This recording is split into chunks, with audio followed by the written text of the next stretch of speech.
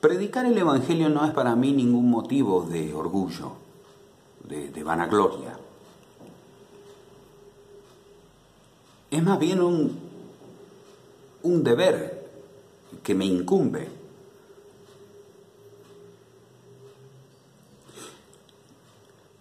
Y ay de mí si no anunciar el Evangelio. Si yo lo hiciera por propia iniciativa, ciertamente tendría derecho a una recompensa, pero si lo hago forzado, es una misión que se me ha confiado.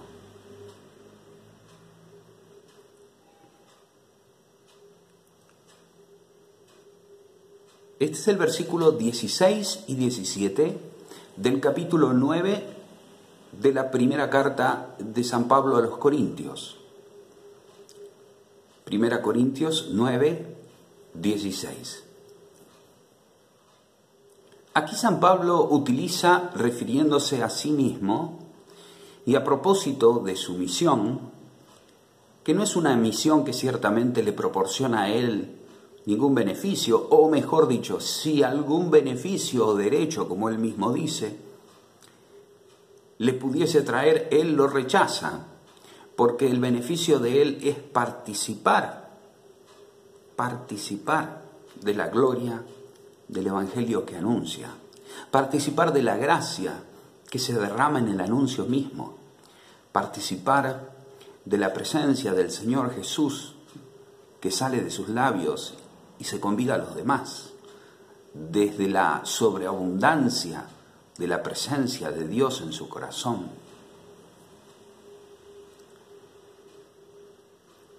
Es una necesidad, no es una obligación, es una necesidad. Y por eso él interpreta que es una misión, porque interpreta que Dios le tocó y que de alguna manera lo marcó y que él no puede hacer otra cosa. En cambio, si a él le mandaran, le pagasen, podría negarse. No tendría ningún interior resistiéndose. Por eso él interpreta y deduce que esto es una vocación. Por eso él dice, Pablo, siervo llamado a ser apóstol.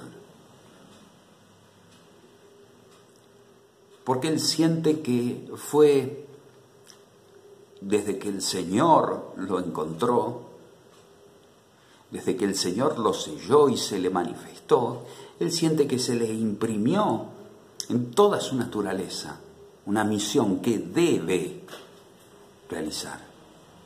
Y es la misión de anunciar el Evangelio. Pero no solamente anunciarlo de palabra, anunciarlo de ejemplo. Es decir, ser un ejemplo para todas las iglesias, para todos los creyentes. Cuando San Pablo dice aquí, en la carta a los Corintios, ay de mí si no predicara, el predicara es un tiempo subjuntivo, si yo no llegase a poder cumplir con esto, ay de mí, si yo utilizase mi vida para otra cosa, ay de mí. Esa expresión, higiai, en griego, ay, es una expresión que algunos traducen como ay, o como pobre de mí, pero que en realidad pertenece a una, bueno, en literatura se habla de interjección, que connota una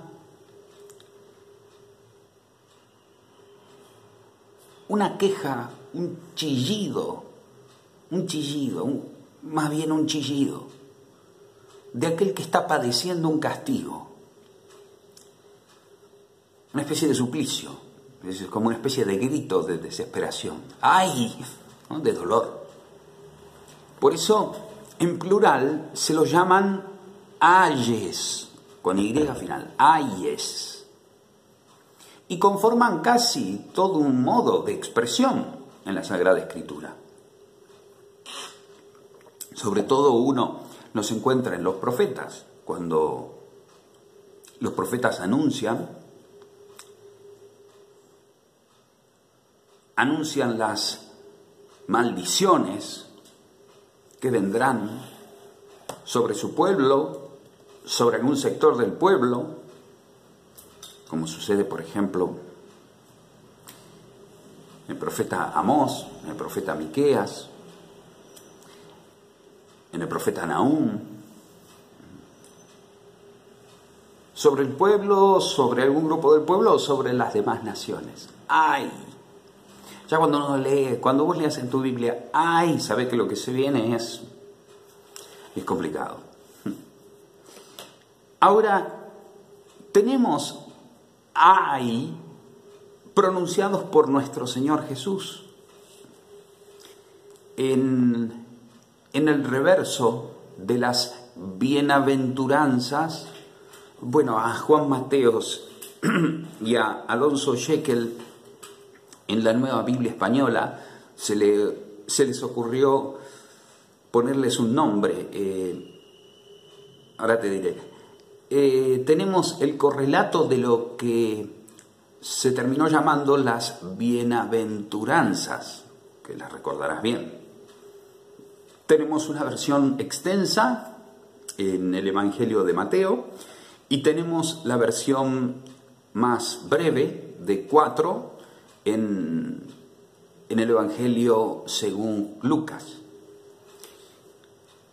En Mateo no, pero en Lucas, que tiene un tono más profético, junto con las bendiciones o declaraciones de dicha o de felicidad o de bienaventuranza, tenemos lo que decía Mateos y Alonso Jekyll llaman las malaventuranzas. Es el correlato opuesto.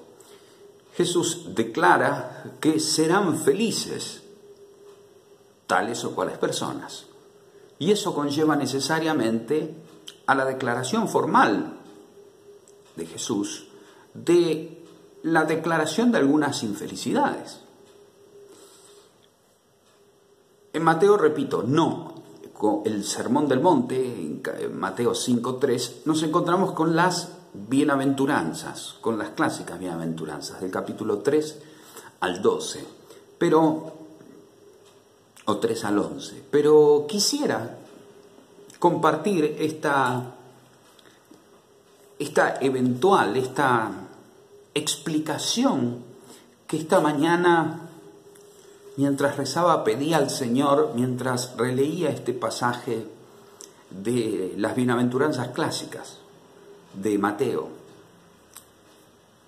Porque es un pasaje que permanece para mí envuelto de misterio, del misterio de Dios, del misterio ese que el Señor dice que ha sido revelado a los pequeños y que permanece oculto a los prudentes, a los entendidos, a los sabiondos.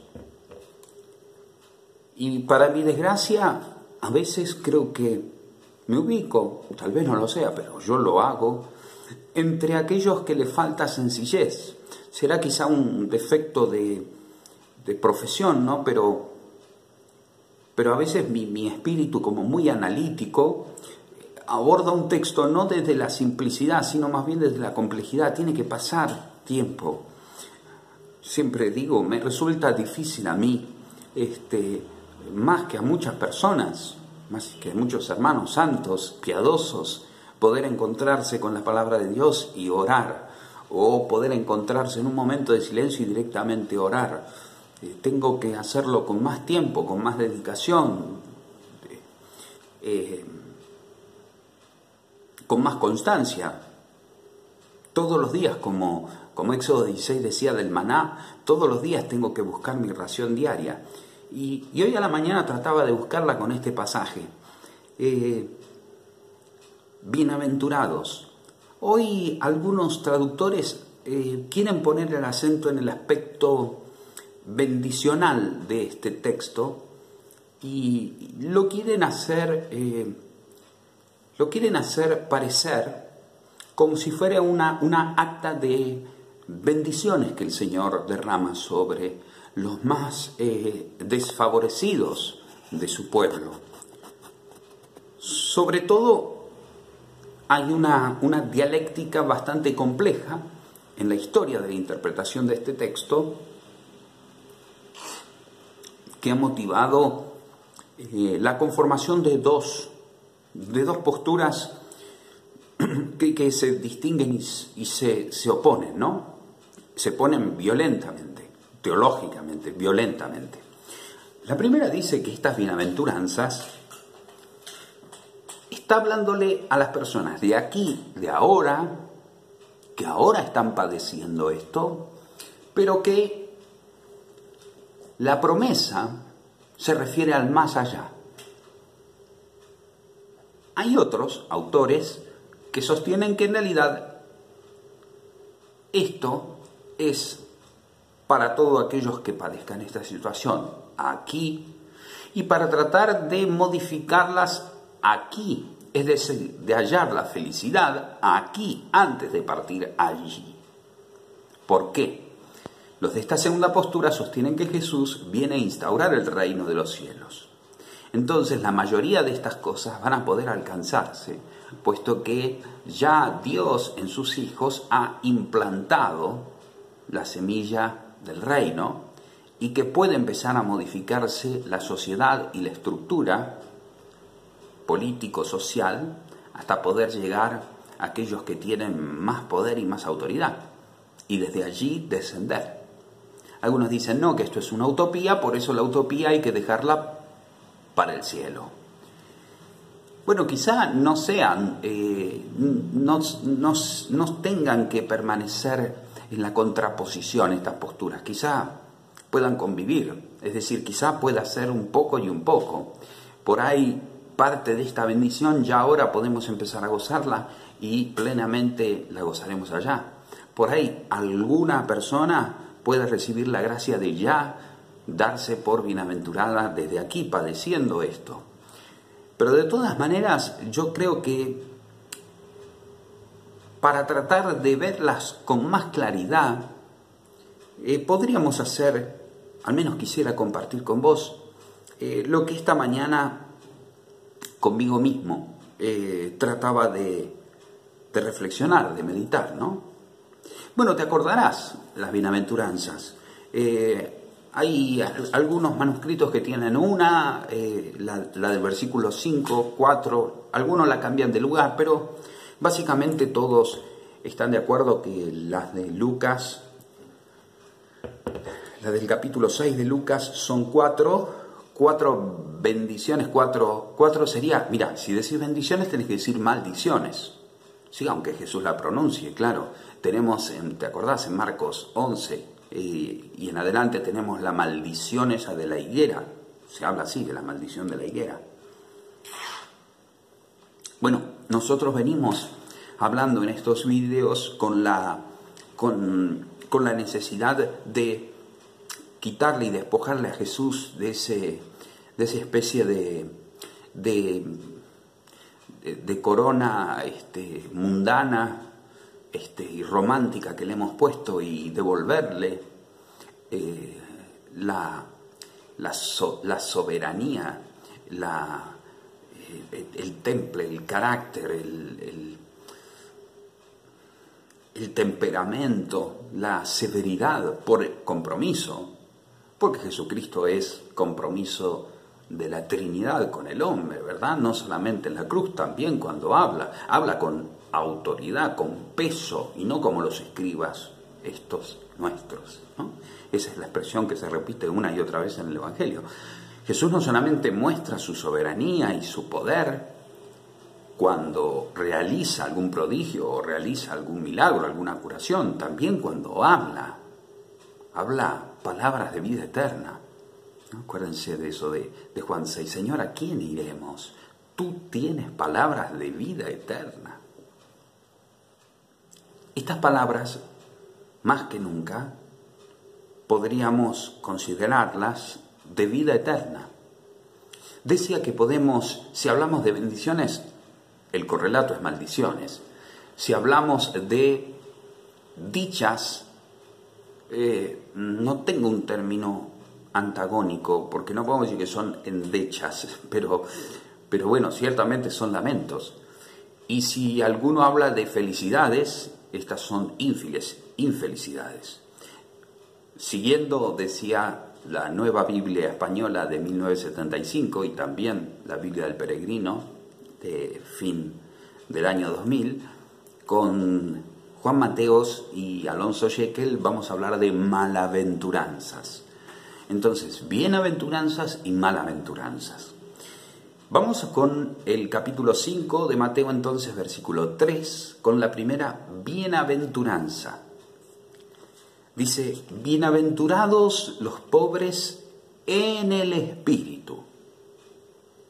Bienaventurados los pobres en el espíritu, porque de ellos es el reino de los cielos. No vamos a comentar la segunda parte, porque ciertamente se extendería mucho el video, pero de ellos es el reino de los cielos. ¿De quiénes? De los que tienen esta actitud, este corazón de pobres.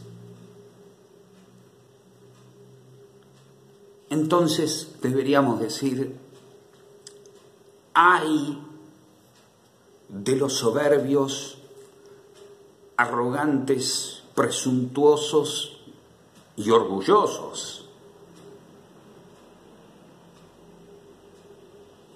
O sea, nos está escapando el reino.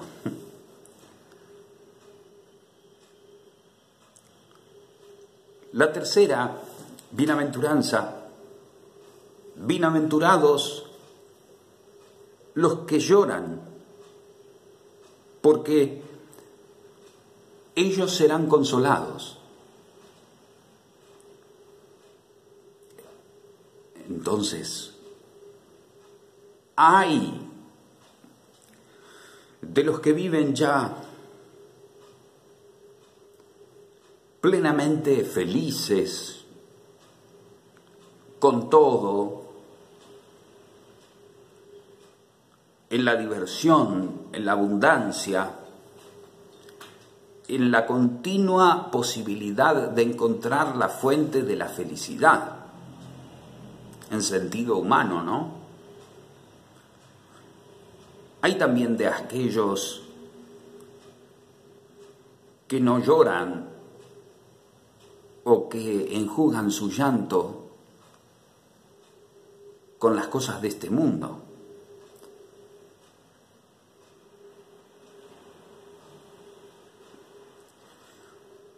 Bienaventurados los mansos, porque ellos recibirán la herencia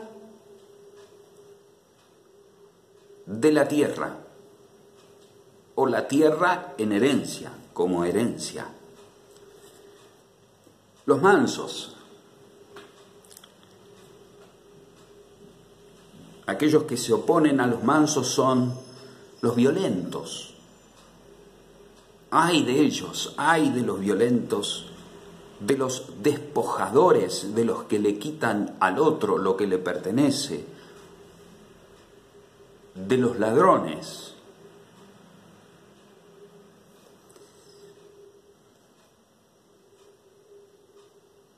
Bienaventurados los que tienen hambre y sed de justicia, porque ellos serán saciados, satisfechos. Entonces, ay de los poderosos, no importa que sean los poderosos de más arriba, de los que tienen algo de poder y tuercen el derecho. Ay de los que provocan, aunque sea un poquito, de injusticia, de los que suman un poquito de injusticia en el mundo.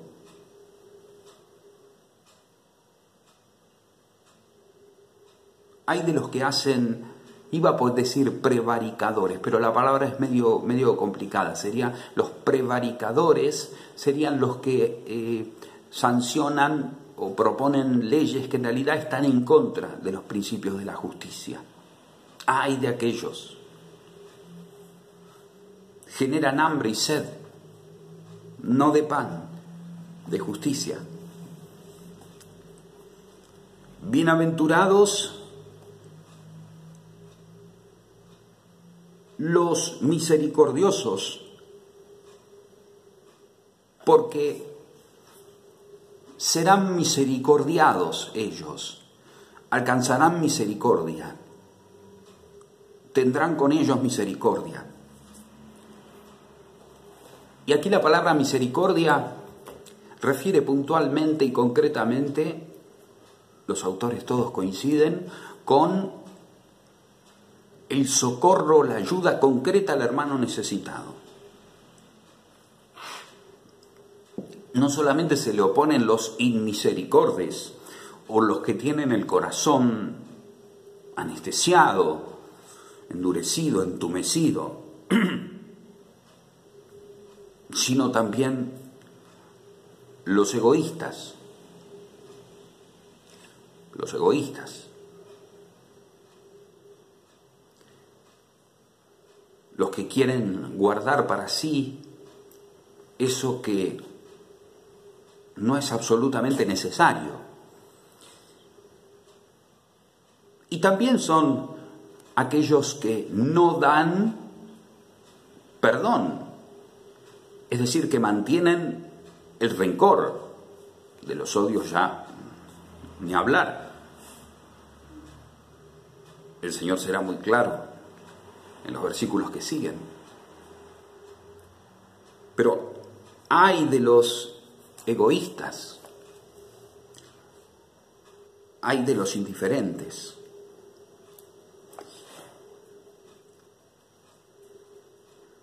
Bienaventurados los limpios de corazón,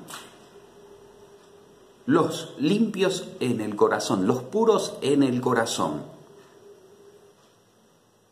Esta tiene una promesa bonita, porque ellos verán a Dios. Verán a Dios, contemplarán, estarán en la presencia de Dios. Ya hablamos de esto en un video, específicamente de esto, así que no quiero, digamos, cargosear con este tema de la pureza, pero bueno, vaya aquello de ay de aquellos que transgredan la ley. Hay de aquellos que incurran en impureza integral, digamos, en la falsedad. Porque ellos entonces no verán a Dios. Vamos con las últimas dos. Bienaventurados los que trabajan por la paz. Esta palabra es una en griego, es hacer paz, los que hacen la paz. En inglés la traducen peacemaker, los hacedores de paz. Bueno, los que hacen paz, los que construyen paz. Y miren la promesa, ellos serán llamados.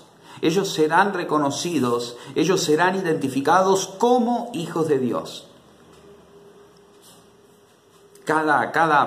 No solamente hay que quedarse en cada enunciado de Makarioi, de bienaventurados.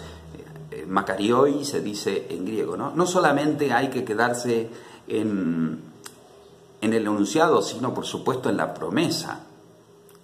La anterior era la de ver a Dios, la otra pertenecer al reino, la otra ser consolado por Dios, claro. Esta, ser llamado hijo de Dios.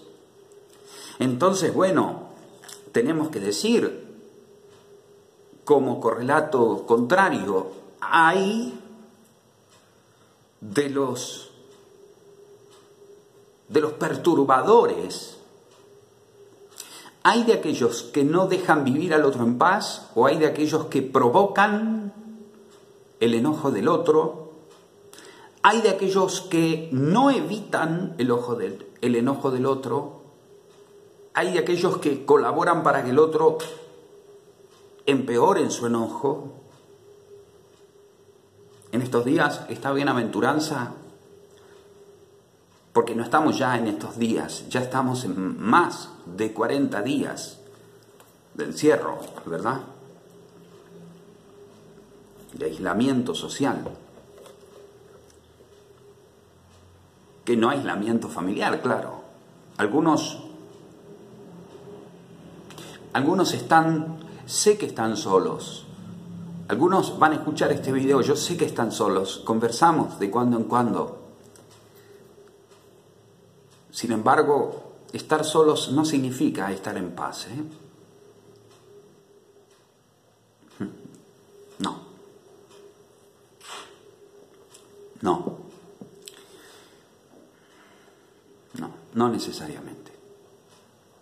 Uno puede estar en paz con gente o sin gente, y uno puede estar turbado con gente y sin gente. ¿No es así? ¿Cuántas veces nuestros pensamientos, nuestros sentimientos se ponen todos de acuerdo para atacarnos?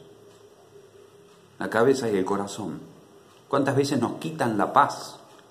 Los miedos, las angustias, los recuerdos, los rencores, los deseos, las culpas, los demonios. Hay de los opresores igual. Hay de los contenciosos. Hay de los creadores de conflicto. En escala grande o en escala chica. Bienaventurados los perseguidos por causa de la justicia. Voy a hacer esta que sea la última, la del versículo 10. Vamos a hacerla en dos partes, pero ay de los perseguidos por causa de la justicia, porque de ellos es el reino de Dios. El reino de Dios es de los pobres y de los perseguidos por causa de la justicia. Parece que el reino de Dios es de ellos y de todos los que están en el medio. Por eso es la primera y la última bienaventuranza con referencia a el mundo. Por eso hay de aquellos que hostigan, que entorpecen, que impiden que la justicia social, pero no solamente social, la justicia en la familia, la justicia en los afectos, la justicia en todo se realice. Pero hay una peor.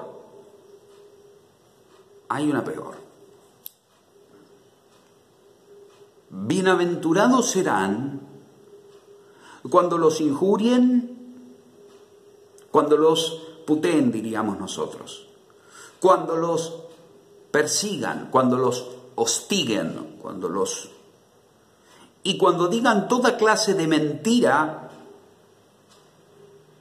y toda clase de mal contra ustedes por mi causa. Versículo 12. Alégrense y regocíjense. Gaudete et exultate. Alégrense y regocíjense, porque su recompensa será grande en los cielos. Volvamos sobre este verso 11. Bienaventurados serán cuando los injurien, los persigan, digan toda clase de mentira y toda clase de mal contra ustedes por mí, dice Jesús. Y en este sentido, y termino, ay de los que reneguemos de entre nosotros, aquellos que hemos confesado el nombre del Señor y tratamos de vivir en el camino de santidad. Ay de los que reneguemos de Él en el momento en que tenemos que dar testimonio.